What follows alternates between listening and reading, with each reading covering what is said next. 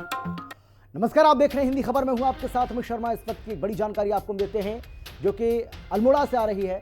CM Dhami ने कल्याण का हिमालय देवस्थानम डोल आश्रम पहुंचकर वार्षिकोत्सव कार्यक्रम में हिस्सा लिया। आश्रम पहुंचने पर संस्थापक बाबा कल्याण दास महाराज ने सीएम धामी का स्वागत किया। सीएम धामी ने सबसे पहले कन्याओं का पूजन किया, साथ ही श्री यंत्र की पूजा अर्चना की और समस्त प्रदेशवासियों के सुख समृद्धि की कामना की।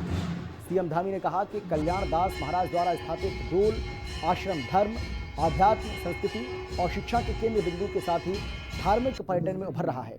वहीं भारत पाकिस्तान तनाव के बाद ऑपरेशन सिंदूर पर सीएम धामी ने कहा कि भारतीय सेना ने पाकिस्तानी सैनिकों के दांत खट्टे कर दिए। नया भारत किसी भी हमले का मुंहतोड़ जवाब देने के लिए पूरी तरह से सक्षम है।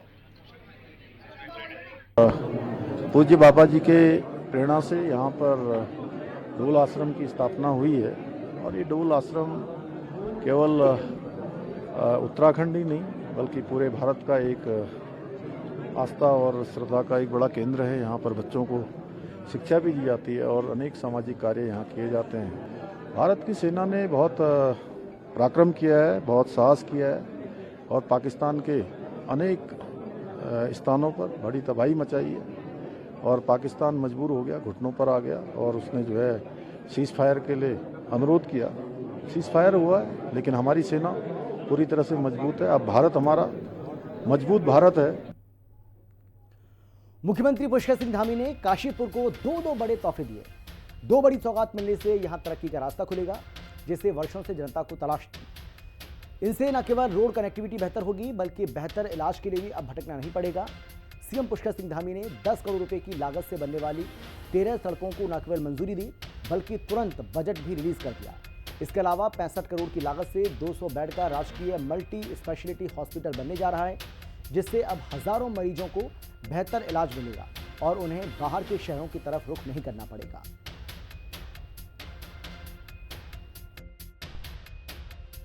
दस करोड़ की सड़कें थी जो मुख्यमंत्री जी ने स्वीकृत की हैं। मुख्यमंत्री जी ऐसी सड़कें मेरे कहने पे पास करते हैं तो वो मुझे फ़ोन भी करते हैं सुबह। मैं उनका बहुत बहुत तहे दिल से धन्यवाद करता हूँ।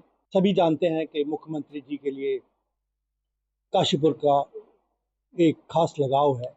जब जब मैं उनके पास गया हूँ, जो काम लेके गया हूँ, वो उसी समय उसको पास करते हैं। मैं उनका बहुत बहुत धन्यवाद।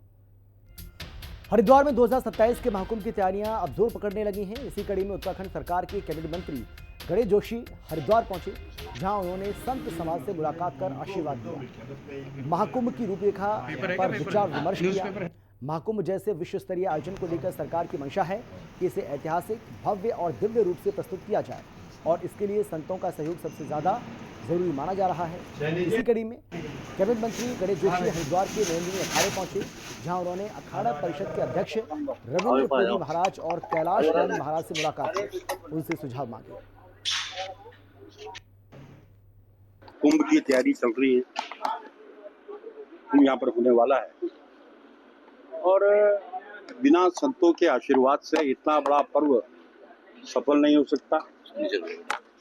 आज अखाड़ा परिषद के अध्यक्ष रविंद्र पुरी जी, कैलाशानंद जी, कोई अन्य और संत हैं, विषय पर काफी चर्चा हुई है और मुझे हमें पूरा भरोसा है कि जो यहाँ पर ये जो कुंभ होगा ऐतिहासिक होगा। हरिद्वार को उत्तराखंड का द्वार कहा जाता है। माँ गंगा के प्रति भी लोगों की एक आस्था है। इन सब विषयों पर चर्चा हुई है क्योंकि मेरा हरिद्वार से एक विशेष लगाव रहा है कि मेरा बचपन यहाँ पर बीता है। कैबिनेट मंत्री डॉक्टर धन सिंह रावत इन दिनों गढ़वाल मंडल के 4 दिवसीय दौरे पर हैं। इस दौरान वो अपने विधानसभा क्षेत्र श्रीनगर के कई इलाकों में विकास योजनाओं का जायजा लेंगे, साथ ही विभिन्न योजनाओं का लोकार्पण और शिलान्यास भी करेंगे।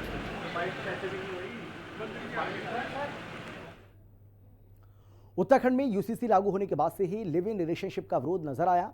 कांग्रेस के नेताओं ने यूसीसी में लिव इन रिलेशनशिप के प्रावधान को लेकर लगातार सरकार पर सवाल खड़ा किया है। यूसीसी में लिव इन रिलेशनशिप को लेकर उत्तराखंड बीजेपी की प्रदेश प्रवक्ता हनी पाठक ने कहा है कि जिस तरह से कांग्रेस और उसके नेताओं ने लगातार यूसीसी में लिव इन रिलेशनशिप का विरोध किया और किया जा रहा है, इन नेताओं की ये बौखलाहट को दर्शाता है और उससे ऐसा लगता है कि जैसे कांग्रेस के नेता लिव इन रिलेशनशिप के दायरे में आते हैं। वहीं इस पर पलटवार करते हुए उत्तराखंड कांग्रेस के प्रदेश महामंत्री नवीन जोशी ने कहा कि लिव इन कभी बर्दाश्त नहीं करेंगे। कि भारतीय जनता पार्टी के नेता और उनके प्रवक्ता क्या बयान दे रहे हैं, किस प्रकार इस प्रदेश को किस दिशा में लेके जाना चाह रहे हैं, ये भारतीय जनता पार्टी के नेता जानते हैं। ये देवभूमि है, कोई भी नहीं चाहेगा कि उनकी बेटी रिलेशन में कहीं किसी के शादी से पहले रहे। और ये भारतीय जनता पार्टी के नेता ये बताएं कि अपने परिवार के लोगों को ये मान्यता देंगे, ये उनको रहने देंगे। ये तो कभी भी 15 दिन का आप नोटिस दे दीजिए, उसके बाद छोड़ दीजिए, दूसरे के साथ चले जाइए। इस प्रकार का जो ये इन्होंने नियम बनाया है बिल्कुल भी स्वीकार योग्य नहीं है। और जो ये आरोप लगा रहे हैं कि कांग्रेस के नेता लिव इन को बढ़ावा दे रहे हैं, भारतीय जनता पार्टी के नेताओं की लंबी लिस्ट है। अगर एक साइड से मैं बोलना चाहूंगा तो एक शाम तक हो जाएगी कि इनके नेता लिव इन में कितने लोग ये रहे हैं। ये लिव इन को बढ़ावा दे रहे हैं। देवभूमि उत्तराखंड की जो संस्कृति है इसको बिल्कुल भी परमिशन नहीं देती कि कोई भी व्यक्ति अगर लिव इन रिलेशनशिप में रहता है तो उसको अपने माँ बाप की अनुमति और निकटतम पुलिस थाने की अनुमति पूरे तरीके से लेनी होगी, जिससे जो महिलाओं के साथ जो अपराध होते हैं, जो कुकृत्य होता है, अमानवीय ढंग से उनकी लाशें बोरे और उसमें अटैचियों में पाई जाती हैं, तो ये सब चीजों में निश्चित तौर पर रोक लगेगी। और जिस प्रकार से कांग्रेस लगातार लिव इन रिलेशनशिप को लेकर एकदम पलटवार हो रही है, उससे यह देखा जा सकता है कि उनको वो कहीं लिव इन रिलेशनशिप के दायरे में ना आ रहे हो।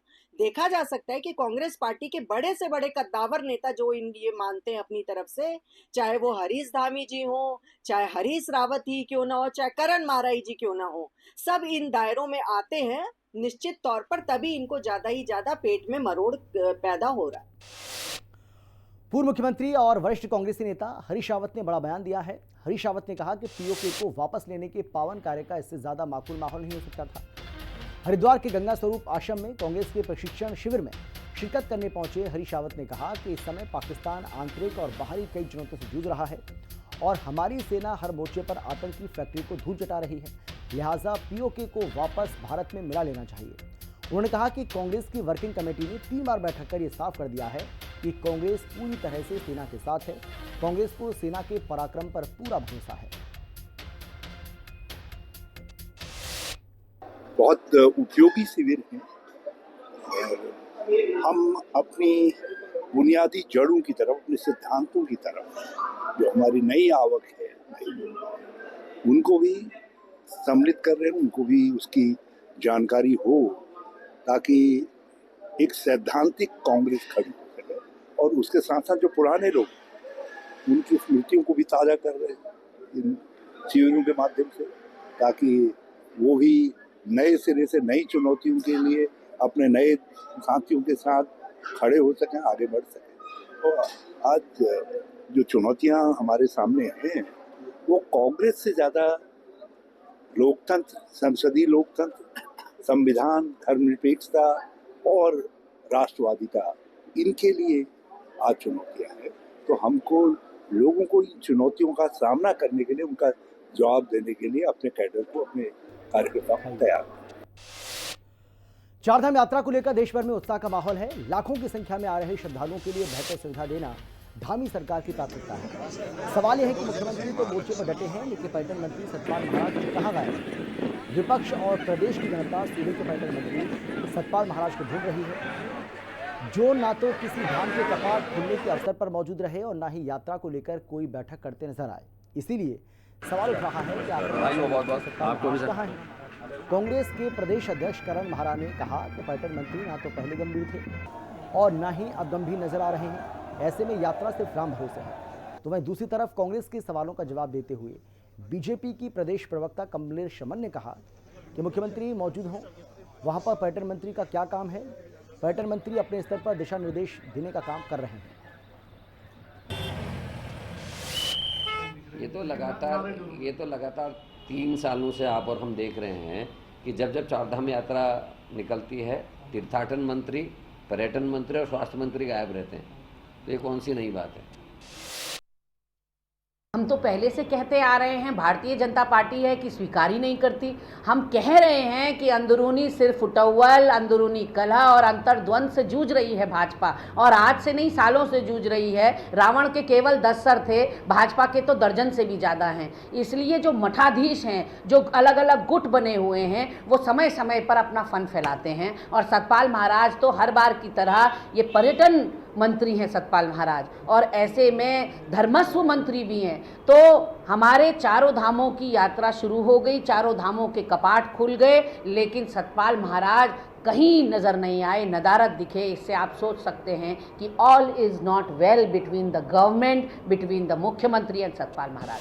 मुझे लगता है कि जहां मुख्यमंत्री जी हो, जहां पर प्रदेश का मुखिया हो, तो ये सारी चीज़ें गौण हो जाती हैं। और रही बात उनकी रहने की, तो वो भी वहाँ रहेंगे, और उन्होंने बाकायदा यात्रा को देखने का काम किया है, मॉनिटरिंग करने का काम किया। और माननीय मुख्यमंत्री जी समय समय पर इस यात्रा में होने वाली जितनी व्यवस्थाएं हैं उन सबके ऊपर मॉनिटरिंग कर रहे हैं। और श्रद्धालु जो यहाँ पर आ रहे हैं लाखों की तादाद में, मुझे लगता है ये बहुत शुभ संकेत है हमारी, क्योंकि आर्थिकी की मजबूती है हमारी ये यात्रा। और बाबा भोलेनाथ जी के दर्शन, हमारे चारों धाम के दर्शन श्रद्धालु करके जाते, एक अच्छा सुखद अनुभव लेकर के यहाँ की भौगोलिक स्थिति और सांस्कृतिक तमाम वो चीज़ें जो पर्यटन के लिहाज से भी और तीर्थाटन के लिहाज से भी, मुझे लगता है कि यहाँ के श्रद्धालु जब यहाँ पहुँचेंगे तो बहुत अच्छा सुखद अनुभव लेकर के जाएंगे अपने प्रदेशों से।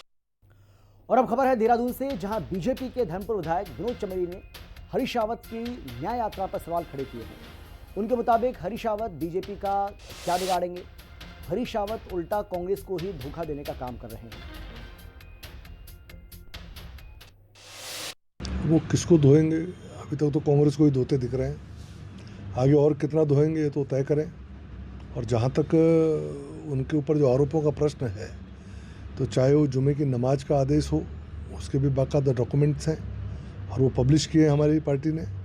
और जो मुस्लिम यूनिवर्सिटी वाला है, वो तो बयान उनका सबको मालूम है कि उनकी सभा में ही वो विषय आया था, वो मूक दर्शक बने रहे। उसके बाद किस तरह से रिएक्शन लोगों में रहा, उसका परिणाम भी उन्होंने भुगता है। और अगर हरीश रावत ठीक होते तो कांग्रेस टूटती क्यों? सबसे बड़ा कारण ये है कि आज कांग्रेस अगर टूटी है और इस स्तर पर पहुंची है, रसातल में गई है, तो उसके लिए सबसे बड़ा जिम्मेदार कौन है? असली अपराधी कौन? अगर ये प्रश्न किया जाए तो सारे कांग्रेसी कहेंगे हरीश रावत जी। और आज भी हरीश रावत जी न्याय पता नहीं किसके लिए मांग रहे, अपने बच्चों के लिए मांग रहे होंगे, कांग्रेस के लिए न्याय तो मांगते हैं नहीं वो। उत्तराखंड सरकार ने मदरसों के बच्चों को मुख्यधारा से जोड़ने के लिए नई पहल की है। अब राज्य में वक्फ बोर्ड में पंजीकृत मदरसों में उत्तराखंड बोर्ड का पाठ्यक्रम लागू किया जाएगा। उत्तराखंड वक्फ बोर्ड के अध्यक्ष शादाब शम्स के मुताबिक सभी मदरसा संचालकों को इस संबंध में आदेश भी जारी कर दिए गए हैं। वहीं कांग्रेस ने इस फैसले को संविधान के खिलाफ बताया।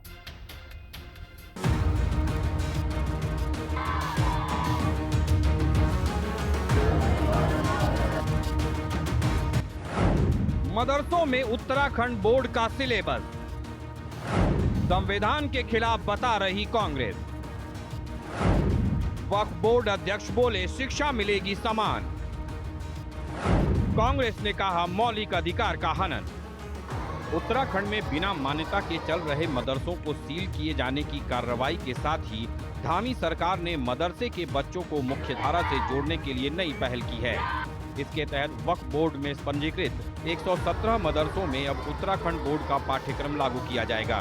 उत्तराखंड वक्फ बोर्ड अध्यक्ष शादाब शम्स ने बताया कि सभी मदरसा संचालकों को इस संबंध में आदेश जारी कर दिए गए हैं। पाठ्यक्रम लागू होने के बाद इन मदरसों में बच्चे तहतानिया, फौकानिया, मुंशी और मौलवी की पढ़ाई नहीं करेंगे। वक्फ बोर्ड में पंजीकृत सभी मदरसों में बच्चों को हिंदी, अंग्रेजी, विज्ञान, गणित, सामाजिक विज्ञान, इतिहास और भूगोल विषय पढ़ाए जाएंगे। साथ ही संस्कृत को भी वैकल्पिक विषय के रूप में मदरसों में लागू किया जाएगा। वहीं इस फैसले को लेकर कांग्रेस ने सरकार पर निशाना साधा है। कांग्रेस का कहना है कि भारत के संविधान ने देश के सभी धर्मों के लोगों को अपनी धार्मिक मान्यता के आधार पर शिक्षा हासिल करने का अधिकार दिया है, लेकिन सरकार इस मौलिक अधिकार को छीन रही है जो संविधान के खिलाफ है। हमने बिल्कुल तय किया है कि हम उत्तराखंड का बोर्ड पढ़ाएंगे, उत्तराखंड का सिलेबस पढ़ाएंगे। उत्तराखंड का आम बच्चा, जो मेरे उत्तराखंड का बच्चा पढ़ रहा है, वही मदरसे का बच्चा भी वही एजुकेशन हासिल करेगा और उसी एजुकेशन में वो श्री राम को भी पढ़ेगा उस मॉडर्न मदरसे में, क्योंकि हमारे जो सिलेबस है उत्तराखंड का उसमें श्री राम भी हैं, श्री कृष्ण भी हैं, गुरु नानक देव भी हैं, डॉक्टर बाबा साहब भीमराव अंबेडकर भी हैं। हम नहीं पढ़ाएंगे ना तैतानिया, फौकानिया, पंजुम, मुंशी, मौलवी, मुअल्लिम, ये नहीं चाहिए भाई। हमें हमारे ज्ञान पे रहने दो, नहीं चाहिए हमें ये ज्ञान। हम मदरसा बोर्ड से भी, उनकी लाइन अलग है, हम कंट्रोवर्सी ना हो जाए इसलिए मैं उनकी लाइन पे नहीं जाऊंगा। वो उनकी एजुकेशन है, वो दें अपने मदरसों में। लेकिन हमारा मानना है कि जो वक्फ बोर्ड के अंदर 117 मदरसे आते हैं, सबको प्योरली उत्तराखंड का सिलेबस पढ़ना पड़ेगा। दीनी तालीम हासिल करना हिंदुस्तान के हर नागरिक का एक अधिकार है। वो क्रिश्चियन होगा तो बाइबल पढ़ेगा, वो सिख होगा तो गुरु ग्रंथ साहिब पढ़ेगा, वो हिंदू होगा तो वेद, पुराण, रामायण, गीता सब पढ़ेगा, और इस्लाम को मानने वाला होगा तो मदरसों में कुरान शरीफ भी पढ़ेगा और मदरसों में वो जो दीनी तालीम है उसको हासिल करेगा। अब ये कौन हिंदुस्तान में ऐसा पैदा हो गया जो हिंदुस्तान के संविधान के खिलाफ ये कह रहा है कि उत्तराखंड में दीनी तालीम नहीं चलेगी। अवैध मदरसों पर ताबड़तोड़ कार्रवाई को लेकर कांग्रेस पहले ही सरकार की मंशा पर सवाल उठा रही है और अब मदरसों में उत्तराखंड बोर्ड का पाठ्यक्रम लागू करने के फैसले के बाद सरकार फिर कांग्रेस के निशाने पर है। देखना होगा कि मदरसों में उत्तराखंड बोर्ड का पाठ्यक्रम कब तक लागू होता है और इससे मदरसा शिक्षा प्रणाली में सुधार होता है या फिर इस मुद्दे पर कोई नया विवाद खड़ा हो जाता है। देहरादून से संवाददाता शुभांगी भट्ट, दीपिका भंडारी और अशोक कुमार के साथ ब्यूरो रिपोर्ट, हिंदी खबर। केदारनाथ पैदल मार्ग पर 1000 घोड़े खच्चरों का संचालन शुरू हो गया है। इससे उन तीर्थयात्रियों ने राहत की सांस ली है जो तमाम कारणों से पैदल यात्रा नहीं कर सकते। हालांकि स्वास्थ्य विभाग की ओर से घोड़ा खच्चर संचालकों को स्पष्ट कहा गया है कि बीमारी का कोई भी लक्षण दिखने पर घोड़ा खच्चर को जांच के लिए तुरंत डॉक्टर के पास ले जाएं। केदारनाथ यात्रा में लगे घोड़ा खच्चर के संचालन पर इक्वाइन इन्फ्लुएंजा का संक्रमण मिलने के बाद हफ्ते भर पहले प्रतिबंध लगा दिया गया था। बीते शुक्रवार को ट्रायल के रूप में पैदल मार्ग पर घोड़ा खच्चर की आवाजाही शुरू कराई गई। हमारे परसों से हमने फिर से घोड़े खच्चर चलाने शुरू कर दिए। पहले माल ढुलाई के लिए किए। आज हमारे 800 के करीब घोड़े जो यात्रियों को लेके केदारनाथ गए हैं। माल ढुलाई भी वहाँ लगातार हो रही है और निरंतर यात्रा को सुचारू करने की व्यवस्था वहाँ पर की जा रही है।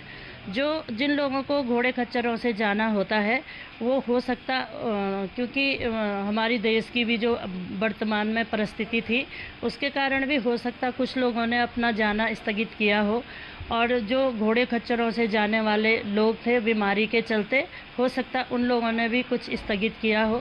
लेकिन यात्रा लोग आराम से पैदल भी जा रहे थे। कई यात्री मुझे मिले, उन्होंने कहा हमें बहुत अच्छे ढंग से दर्शन हुए। प्रदेश में 30 अप्रैल से चारधाम यात्रा गतिमान है। चारधाम यात्रा के प्रति लोगों में भारी उत्साह देखने को मिल रहा है और बड़ी संख्या में श्रद्धालु दर्शन करने के लिए चारों धामों में पहुंच रहे हैं। आपको बता दें कि मात्र 12 दिन में अभी तक चारों धामों में करीब 5.5 लाख से अधिक तीर्थयात्री दर्शन कर चुके हैं, जिसको लेकर बीजेपी प्रदेश प्रवक्ता हनी पाठक का कहना है कि धामी सरकार की ओर से जो व्यवस्थाएं चारधाम यात्रा में की गई हैं उससे सभी श्रद्धालुओं को अच्छी व्यवस्था मिल रही है। कि जिस प्रकार से प्रथम पखवाड़े में ही 5.5 लाख से ज्यादा श्रद्धालु यहाँ पर दर्शन कर चुके हैं और 27 लाख से ज्यादा का आंकड़ा रजिस्ट्रेशन का पार हो चुका है, वह यह दर्शाता है कि आने वाले श्रद्धालुओं के तीर्थयात्रियों की जो सुख सुविधाएं यहाँ पर करी जा रही है वो पूरी तरीके से सही है। अच्छे भोजन की व्यवस्था, पानी की व्यवस्था, और जो तीर्थयात्री हमारे यहाँ पर आएंगे उनके लिए अच्छे शौचालय की व्यवस्था, ये पूरी तरीके से धरातल पर दिखाई दे रही है और तीर्थयात्री यहाँ पर आकर काफी खुश नजर आ रहे हैं। और स्वयं हमारे मुख्यमंत्री श्री पुष्कर सिंह धामी जी भी यात्राओं को लेकर लगातार फीडबैक ले रहे हैं और जो लोग औचक निरीक्षण कर रहे हैं, यात्रियों की सुख सुविधाओं का ध्यान रख रहे हैं, वो सब चीजें यह दर्शाती है। और ये आंकड़ा, मेन तौर पे ये आंकड़ा यह दर्शाता है कि चारों धाम में जो हमारी यात्रा चल रही है वो पूरी तरीके से सुचारू रूप से चल रही है और आने वाले श्रद्धालु ये यात्रा से पूरी तरीके से संतुष्ट और खुश नजर आए। ऋषिकेश नगर निगम का मेयर बनते ही मेयर शंभू पासवान और नगर आयुक्त शैलेंद्र नेगी का विवाद शुरू हो गया था, जो अभी तक थमा नहीं है। बताया जा रहा है कि जीपीएस गाड़ी को लेकर ये विवाद शुरू हुआ था। ऋषिकेश मेयर शंभू पासवान बीजेपी मुख्यालय पहुंचे और नगर आयुक्त पर जमकर निशाना साधा। शंभू पासवान ने कहा कि छोटी सी बात को लेकर विवाद हुआ है, टैक्सी की गाड़ियां हैं और उसमें कुछ सिस्टम लगाने की बात हुई, लेकिन उनके पास अपना निजी वाहन है जिसका इस्तेमाल वो कर रहे हैं। जीपीएस लगी गाड़ी से दिक्कत है।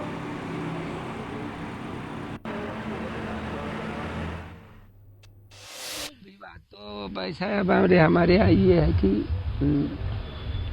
ये बात आपको बता दें, हमारे यहाँ विवाद के कारण ये बहुत ऐसा बड़ा बात नहीं है, पर नगर आयुक्त तो हमारे यहाँ एक इस तरीके का बात हुआ था कि छोटा सा बात था, जिन बातों को बोलना अच्छा नहीं है। वो हमारे यहाँ टैक्सी कोटे की गाड़ी था, तो उसमें एक वो टैक्सी कोटा वालों का कोई अपना सिस्टम होता होगा, तो उन्होंने अपना व्यवस्था में टैक्सी कोटा में कुछ वो दूसरा तंत्र लगा दिया। तो उसमें हमने कहा कि ये ठीक है, हमें अपने हमारे पास निजी वाहन है, हम अपने निजी वाहन से मैं अपने चलूँगा। तो उनको हमारे व्यवस्था करने वाले जो ये हमारे लोग हैं, इनको खुद को सोचना चाहिए। देहरादून जिला प्रशासन अतिक्रमण हटाओ अभियान के तहत लगातार कार्रवाई कर रही है और इसी के चलते नगर निगम ने शहर के अंदर 100 वार्डों को 5 जोन में बांटकर अतिक्रमण के खिलाफ कार्रवाई तेज कर दी है। टीम रोज अपने क्षेत्र में जाकर अतिक्रमण हटाओ अभियान के तहत अवैध अतिक्रमण को ध्वस्त करने का काम कर रही है।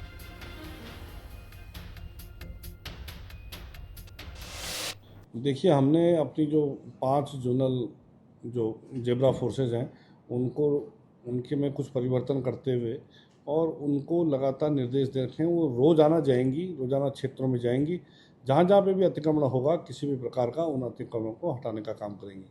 और निश्चित तौर पे शहर को जल्दी ही एक जो साफ स्वच्छ दून जिसकी हमारी कल्पना है, वैसा दून देखने को मिलेगा। रामनगर के रानीखेत रोड स्थित कांग्रेस कार्यालय पर ताले को लेकर बड़ा बवाल हो गया है। कांग्रेस कार्यकर्ताओं की पुलिस ने जमकर नोकझोंक हुई। यहां तक कि कांग्रेस के पूर्व विधायक रणजीत सिंह रावत ने इस मामले में पुलिस प्रशासन पर सीधे तौर पर गंभीर आरोप लगाए। रणजीत रावत ने दावा किया कि पुलिस ने मौके पर पहुंचकर कहा कि कार्यालय के अंदर कुछ लोग बंद हैं। इस पर कांग्रेस नेताओं ने जवाब दिया कि ये कार्यालय उनका है और अंदर कोई भी उनका व्यक्ति मौजूद नहीं है। इसके बावजूद पुलिस ने ताला तोड़ दिया।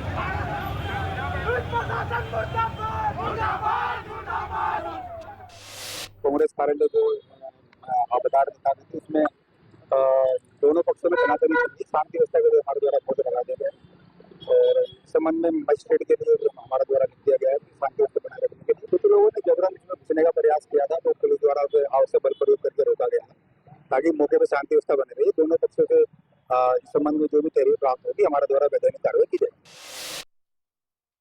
तो हमने वो ताले तोड़ के अपने ताले यहाँ लगा दिए। उसके बाद जो है पुलिस आ गई कि इसके अंदर आदमी है और वो कह रहे हैं हमें बाहर निकालो। मैंने कहा हमारे कार्यालय है, हमारा तो कोई आदमी अंदर है नहीं। और उसके बाद पुलिस ने आप लोगों की प्रेजेंस में जो है हमारे मेन गेट के हमारे द्वारा लगाए गए ताले को तोड़ा है, जो ये सिद्ध करता है कि इस बिल्डिंग पे कब्जा कराने में पुलिस प्रशासन की पूरी मिलीभगत है। और जहाँ तक जो यहाँ पर छोटे अधिकारी कर्मचारी हैं उनका भी ये कहना है कि आप ऊपर बात करो, तो संलिप्तता ऊपर तक है। पुलिस ने लाठीचार्ज किया है, हमारे एक कार्यकर्ता की उंगली टूटी है। गुप्तकाशी पुलिस की केदारनाथ धाम यात्रा पर आंध्र प्रदेश से आए तीर्थयात्रियों ने हेली टिकट के नाम पर धोखाधड़ी की शिकायत दर्ज कराई है। पिंटा रत्नाकर नाम के तीर्थयात्री ने बताया कि उनके ग्रुप ने एक ट्रैवल एजेंसी के माध्यम से उत्तराखंड में चारधाम यात्रा के लिए प्रस्थान किया। यात्रा पैकेज के साथ केदारनाथ धाम के लिए 15,000 प्रति व्यक्ति के हिसाब से हेली टिकट का भी पैसा लिया गया था।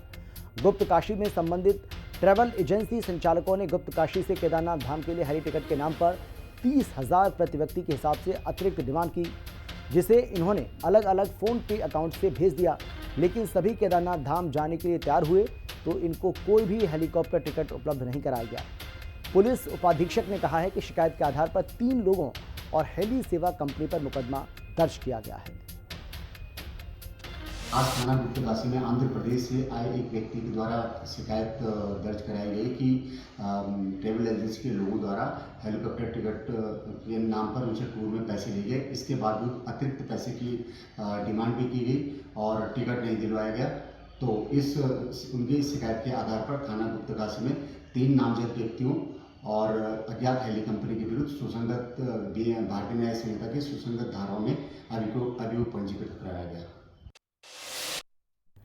जिला मुख्यालय नई टिहरी में अपर पुलिस अधीक्षक JR जोशी ने smart and intelligent command and control centre का औचक निरीक्षण किया। अपर पुलिस अधीक्षक ने यहां पर लगे सभी 48 कमरों का भौतिक निरीक्षण किया और ड्यूटीरत कर्मचारियों को जरूरी दिशा निर्देश देते हुए उन्होंने कहा कि यातायात के नियमों का उल्लंघन पाए जाने पर कार्रवाई करें, तत्काल कार्रवाई की जाए। कोतवाली नई टिहरी को सूचित भी किया जाए। साथ ही दोपहिया वाहनों पर ट्रिपलिंग और हेलमेट नहीं पहनने वालों पर चालानी कार्रवाई भी की जाए।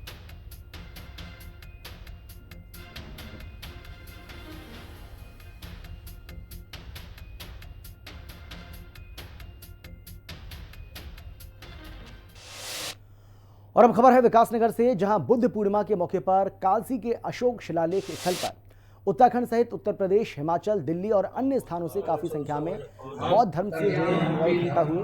सभी ने दीप जलाकर मंत्रोच्चारण के साथ पूजा अर्चना की। इसके बाद अशोक शिलालेख स्थल पर पहुंचे सभी सैनी, शाक्य, कुशवाहा और मौर्य समाज के लोगों ने शिलालेख की परिक्रमा कर शांति और सद्भावना की कामना की।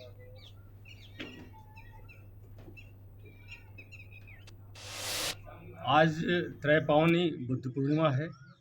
यहाँ पर अशोक द्वारा कलिंग युद्ध के बाद बौद्ध धर्म स्वीकार किया गया, क्योंकि इसमें मानवता की बातें कही गई थी और अशोक ने ऐसे सैकड़ों शिलालेख लिखवाए गए जिससे मानवता की बातें प्रसारित हुई और युद्ध की विभीषिका से लोगों को शांति की बात कही गई है।